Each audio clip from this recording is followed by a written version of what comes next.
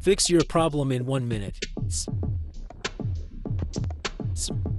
In this video, I am talking about how to manage duplicate contact numbers on Samsung devices.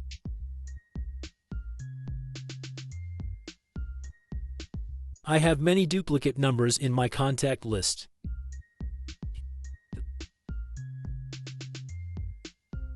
Now click on Manage Contact.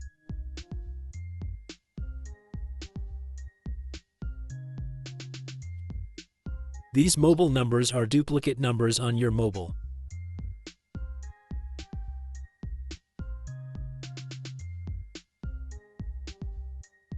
Now select all duplicate number. Now click on Manage. Doing so will turn each of your duplicate numbers into just one. Now see that there is no duplicate number in your mobile.